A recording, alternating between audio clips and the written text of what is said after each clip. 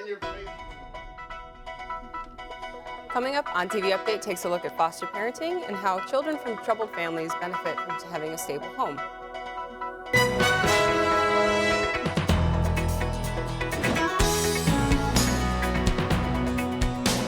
Now, from the EMC studio at Onondaga Community College, this is ONTV Update. Good afternoon and welcome to ONTV Update. This is Friday, March 10th. I'm Jessa Stroh. And I'm Ryan Siriano. Hearing the term foster family can sometimes bring out negative feelings, but for many children, their foster family gives them a chance at a normal life. At first glance, the Davises appear to be a typical nuclear family. Toys, art, and baby supplies are part of their home decor. But Jade and Amir Davis have only one child of their own. The rest are their foster children. Foster parenting was a way for me to get, we weren't planning to adopt, just have, more kids around for me to take care of, and Kadeem, our biological son, to spend time with. With nearly 22,000 foster kids in New York, stable homes are havens for children temporarily removed from their families. Some children stay for a night, others can end up staying for years. Resources like therapy can help foster families bond. I think the biggest challenge is just feeling unsettled, feeling like at any point they could be returned home to the biological parent, or that they would have to stay where they were, or they would be moving to another foster care place at that point. I think they also had the challenge of not knowing whether they could trust the system and not knowing whether they could actually trust their own parents at that point. Simply loving and caring for a foster child can be a bonding experience all on its own. Especially both of the ones in our home right now have been in the hospital. Well, we've had them in those hospital stays where I'm like round the clock holding them and taking care of them and sometimes fearing for their life. It definitely makes it hard for you not to love them as if you gave birth to them. Pictured here, the Davis family and their two foster sons have fostered 11 other children in the past year and are recently fostering another baby boy. Reunification with the biological family is the most common goal for children, but for some kids, foster parents can become their adoptive parents. I could definitely see down the road going back to fostering, like after these kids are out of the house and we, are ready to be parents again. The Davis family and many others are doing their best to give underprivileged kids here in Syracuse a fighting chance at a normal childhood. Frank Fowler Jr., the son of the Syracuse police chief, is the opposite of who you'd expect to be in trouble. With the law, but this hasn't stopped him from running in with the police. Last year, Fowler Jr. was arrested on felony drug charges for possessing large quantities of heroin that could have put him away for a decade. That's according to Syracuse.com. Despite this, Chief Narcotics Prosecutor Sean Case said that there was no proof he intended to sell the drugs. While the DA's office has reduced the charges, Frank refuses to plead guilty under the terms of a 3-year probation and would rather serve his punishment as community service. On Point for College has been in existence for a little over 19 years and still helping traditional and non-traditional students to get into college and stay in college. ONTV Updates, Anthony Baskerville tells us more.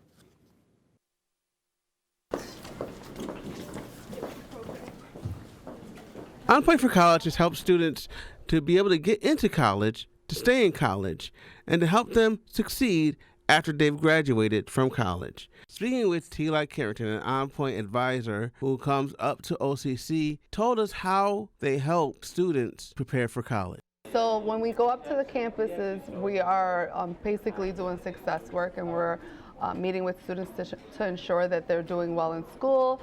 So we do many things. It's really individually based. We're not a cookie cutter program, so everybody is different and we help people in different ways. For example, I just helped a student do a verification form, complete a verification form and submit it for his financial aid. So we help with financial aid, we help with registration. Speaking with a student, J.R. Thomas talks about how On Point helps him. On Point, they gave me the stuff I needed in order to be successful when I go to college, and they always made sure I was on track to go to college and made sure I had all my financial aid straight so I wouldn't go to college needing any money or any books or anything like that. On Point for College has been in Syracuse for 19 years and has helped students get into college, stay in college, and also help find employment after college. With college being so expensive and not helpful, On Point for College helps us get into college, stay in college, and be prepared to go out into the outside world. If you want to know more about On Point for College, see them in the Gordon Center or call their office at 315-362-5003 or go onto their website at onpointforcollege.org. For the 5th time since 2011, local residents gathered to discuss the future of the Onondaga Hill burned area. ONTV Update's Vesta Galston tells us what decision they've made. Here at Store Auditorium at the Onondaga Community College campus, concerned residents met with the town supervisors Thomas and Dina and his boarder to make their voices heard in regard to the proposed burned area expansions, an expansion that would include an updated storefront and the gas station. I think it would create a little price war so we can lower the prices a little bit. There is already 3 gas stations in the Onondaga Hill area, Mirabita, Mobile, and Seneca, which is right behind me.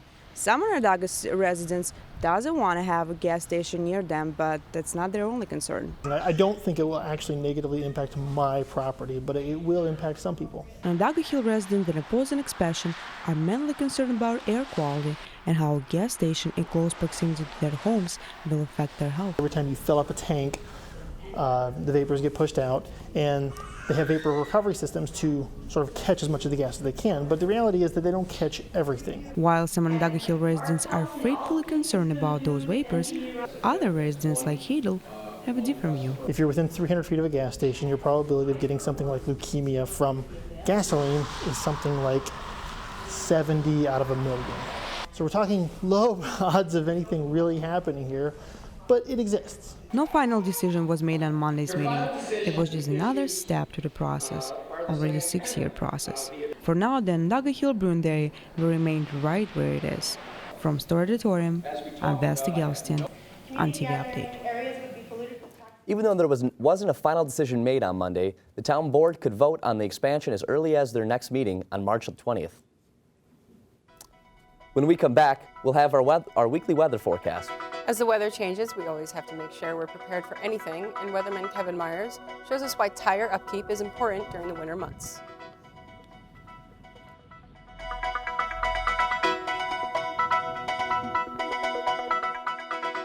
With classes and homework taking up so much time of your day, it's hard to find time. You have a check you need to deposit and can't because the bank is closed. Relax. At AmeriQ Credit Union, located on the campus of Onondaga Community College, we offer many on-campus services, like check deposits on the go with your smartphone. Just take a picture of the check and deposit it on your phone. And Big Blue kiosks, which allow you to bank 24/7. You can make deposits, withdrawals, and even print mini statements. And best of all, we offer no-fee accounts. Whatever your banking needs are, AmeriQ is here for you. Coulter Library is currently under construction. But don't worry, we're still here to help you for all your study and research needs. We're expanding our study spaces by adding 4 more rooms and spreading our books out over 3 floors, making it easier for you to find exactly what you need. We're updating our library classroom to give you the tools and technology you need to get ahead, from helping you to that next assignment to giving you a place for lifelong learning. Call, stop by, or visit us anytime at library.sunyocc.edu. Explore, discover, transform at Coulter Library. Autumn is a time of change, and Starbucks has a great selection to accommodate any craving you may have. That's why I'm glad to have a place like Starbucks at OCC. Try seasonal treats like the pumpkin spice latte, the salted caramel mocha, or even the chili mocha. Now I can enjoy my favorite Starbucks drinks any time of the day. Come find your favorite Starbucks drink in Gordon Student Center today. If you're living in a dorm, a delicious restaurant-cooked meal may seem like a dream, but here on campus, it can be a reality. Come to the student-run bistro, where you can eat delicious food and support the students who prepare it. If you'd like to improve your culinary skills, you can sign up for the class next semester and be a part of the most delicious dining experience on campus. Treat yourself to a great meal while helping your fellow students move toward their future. Come to the bistro in Gordon today. It's fall. It'll start getting colder. I can't get to the mall, and I need to get some warmer clothes to wear. Where can I go? The bookstore? Yes, you found it. The bookstore. The bookstore has a wide array and more. Onondaga merchandise from hats to sweatshirts and sweatpants, the bookstore has you covered. So if you thought you'd only find school supplies and books, look again. Keep warm this fall and show your school spirit. Stop in at the atrium in the Whitney building or order online at onondagacc.bncollege.com.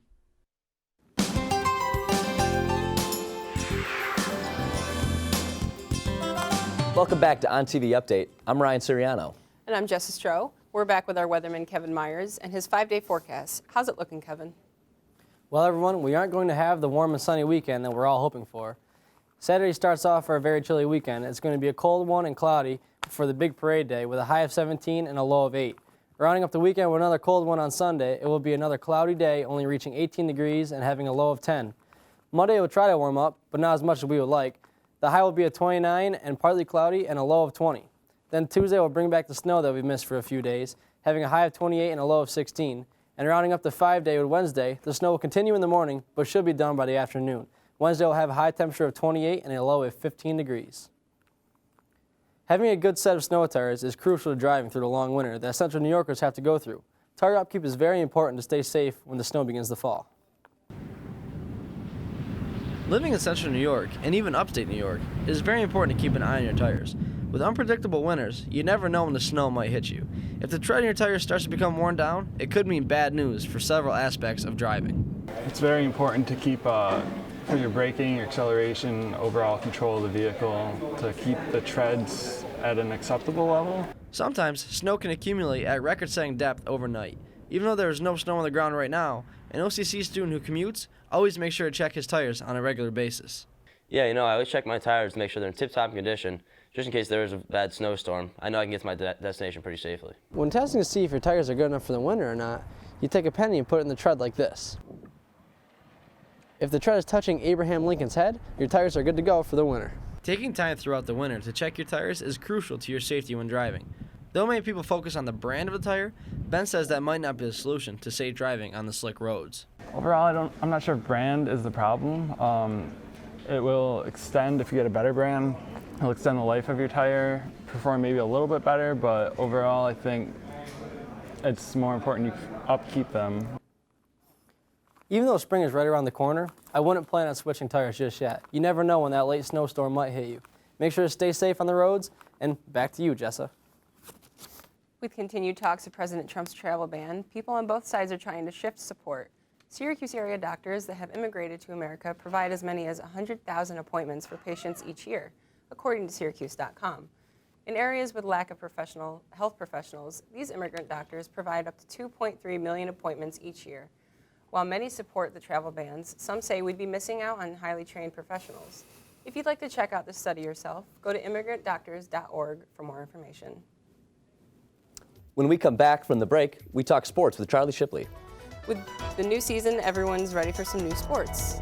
And when we come back, Charlie talks Blazers baseball and their future of the season.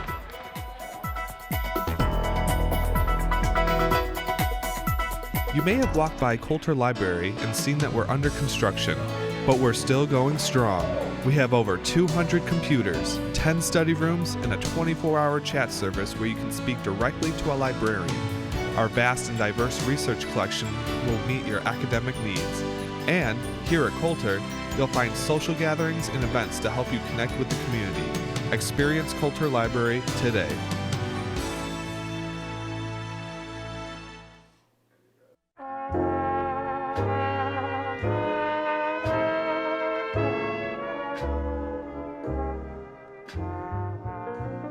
Need a break from the same cafe food every day?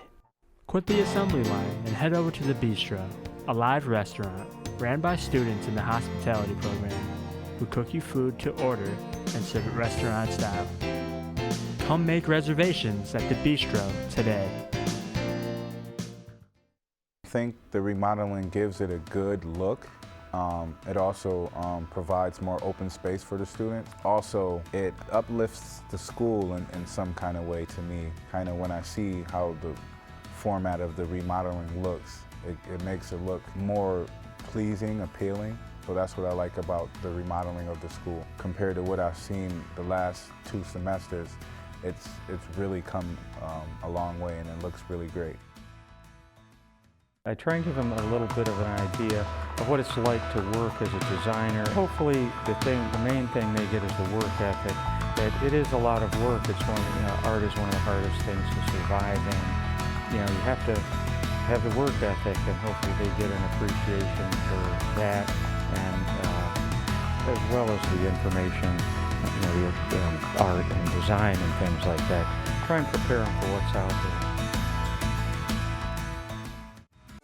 I think that we're really lucky to be able to serve the community like this. There's a lot of people that work really hard to support our program in the college and in the community. And I'm really grateful because I feel really lucky that I can be here and train people who really want to do this job. And they go out and I see them all over the place, and they're all out there taking care of people, and that's wonderful. We know you can succeed, and we want you to succeed.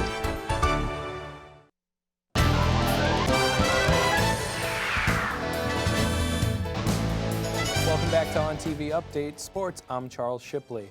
The OCC Lasers baseball team is coming off of their season opener last Sunday and look ahead to their next trip down to Myrtle Beach. After their season opener this last Sunday, the OCC Lasers are looking to head down to Myrtle Beach. Coach John Sheedy thinks it's a good opportunity for the Lasers. The Cal Ripken Baseball Complex, it's an all-turf complex. They have multiple fields. We're going to be playing other schools from around the country that are going down to Myrtle Beach as well. They play thousands of games there in the course of a year, so it's a great opportunity for us to play some great baseball before the weather gets better up here. Though the bus rides are long and tiresome, the team actually looks forward to them, as they can be good bonding experiences between players. It's a little bit of a long bus ride, but really it's the bonding, right? It's our one long trip for the year. Everyone's together. The OCC Lasers shortstop Brandon Breen looks forward to these bus rides as he gets to know teammates a little bit better. It's a great bonding experience. We all get to know each other really well on the bus, because the rides are so long. We all get to talk for a long time. The Lasers look forward to the coming months where they hope to see their hard work and dedication pay off throughout the season. I feel like it's early and anything's possible. We have the whole season ahead of us. We got 50 games left. We got a week till our next game. We have a lot of time to prepare. The Lasers look forward to the rest of their season and are just happy to play the game. For more information about the Lasers baseball team and their upcoming season, head on over to OnondagaLasers.com. Now for this week's sports scores. The OCC Lasers baseball team had their opener last Sunday in Blackwood, New Jersey. The Lasers lost their first game 3-5, but came back to win game 2 5-4 against Camden County College. The Lasers will travel to Myrtle Beach next week to compete in the Ripken Experience, where they'll be playing schools like Northampton Community College and Delaware Tech. Now looking at the Syracuse men's basketball team with a loss against Miami 62-57 after an impressive win against Georgia Tech 61-90. Well, let's hope that the OCC Lasers can do a little better when they head to Myrtle Beach. Absolutely, and it's not that they're not really playing in games. It's more of just like a long practice for them. Well, at least they'll be able to be in Myrtle Beach. Absolutely. Up next, we take a look at OCC's podcast. As well as one last look at the weekend weather with Kevin Miles. Don't go anywhere, because up next, Ryan Siriano takes a look at OCC's new method of keeping its students informed.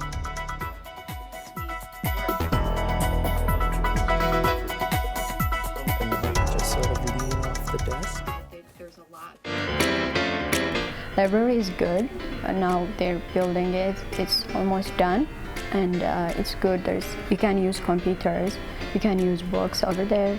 So it's good, to spend your time if you don't have class. You can do your homework.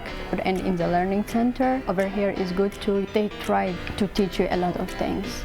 They understand where you come from, and they help you. The best part about OCC is just having that one-on-one interaction with your professors that really help you out with tests, homework. It helps a lot. At the tutoring center, helps a lot. For this semester, I had to take physics, and one tutor helped me out a lot with that class. I would recommend OCC to people that really want a good environment to go to with smaller class sizes and have just the experience to go forward in college. I originally came from Northern Virginia, I feel as if OCC has welcomed me into the community with open arms. I went by the Gordon building to meet with the staff at the front desk so they can help me. The main thing they did was help me transfer my credits, you know, help me get settled in. They also set me up with someone to take me around the campus. A lot of the buildings are close together, whereas in Virginia you needed a car to get from one end to another. One of the very valuable mandates of the community college is that it draws the student population from the entire community and sees its real goal to embrace the diversity that's in the community and make sure that that's evident in the classroom. The characteristics of community college is diversity in academic background. Usually there's quite a lot of diversity. One of my favorite parts of teaching at a community college is that diversity. My classes have a nice balance between doing your own work as an individual and working in groups. I find that most of my classmates are here to learn, and it makes it a nice balance when doing group projects. One of my favorite classes was web design, and it definitely opened up my eyes to what I can potentially do with that career. I think my classes overall are quite enjoyable. I know, I try not to. A lot of them pertain to what I'm actually wanting to learn. But overall, I love it. You can really learn some great things here. Welcome back to ONTV Update. Schools all around the country are trying to keep their students in the loop about what's going around on campus. Now, Onondaga Community College is launching a new approach to get their students informed. If you visited Onondaga Community College's homepage recently, you may already know OCC is launching a podcast that will feature guests from the OCC community. The podcast is recorded at the radio station in the heart of the Electronic Media Communications Department in Whitney Hall. As long as people are interested in it, as long as we have interesting topics to talk about. So hopefully it's something that we've started this semester and we will do on into the future as long as we can. Roger will be hosting the podcast. Topics range from financial aid to student club activities. Last month, OCC's president, Dr. Casey Crable, was on the show talking about higher education. But more than just faculty will be featured on the show. I think that the podcast is a great idea. I think this is great for both faculty and students to be able to talk about the things that they've done on campus, the things that they're doing, the things that they're going to do. On show day, it won't be me sitting here. Instead, audio engineer and OCC grad Jimmy DeLine. With him, his tools of the trade. From audio controls to Adobe Audition behind me, he has everything he needs to make a show crispy clean. The studios are great. The sound is phenomenal. It sounds like something in a traditional radio station setting. Microphones are great, the equipment's great. The podcast has generated tons of positive feedback, and the school plans on keeping up with the content for as long as they can. So we're pretty happy with it for having just one done and more in the works, but we feel like we're off to a good start with it. Roger just finished his interviews for the next upcoming show. Check out sunyocc.edu in the next couple of weeks to check out this month's episode.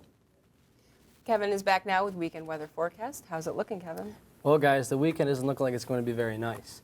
After today's high of 30 and low of 9 and a little bit of snow flurries, it doesn't seem like it'll warm up all that much after the temperature drops tonight.